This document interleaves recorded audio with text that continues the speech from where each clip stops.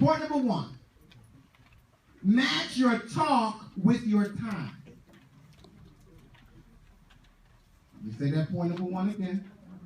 In order to have fire in your life, you've got to match your talk with your...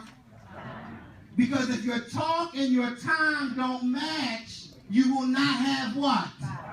Fire in your life. Look at the text.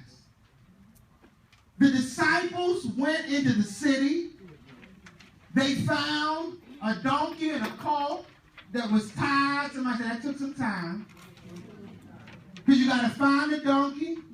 You got to find the colt. You got to untie them. Amen.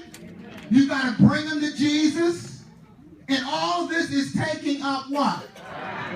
And many of us are saying, Lord, I love you. Lord, I praise you. Hallelujah. Glory to God. Thank you, Jesus. But our time that we spend in spiritual activities do not match our talk. Uh-oh. How much time do you spend in prayer? Come on, match your talk with your time. How much time do you spend in meditation? How much time do you spend reading spiritual literature to keep yourself in that positive frame of mind? How much time do you spend in individual and corporate praise and worship? If you want fire in your life, your talk and your has got to match.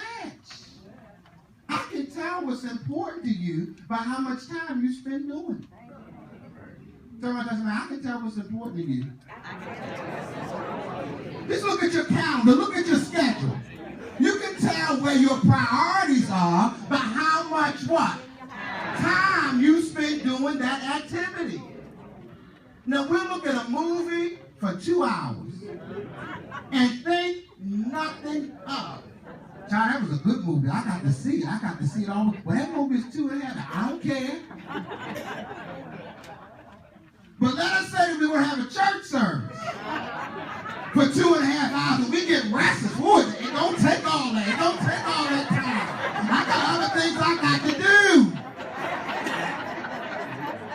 But in order to have fire in your life, your talk and your has got to match. Amen? It took time to get that donkey and that colt for Jesus to ride on. They had to do some rearranging in their schedule in order to get that to happen. So the question becomes, how much time? Well, I'm busy. I got things to do. If you're too busy for your spiritual exercises, you're too busy.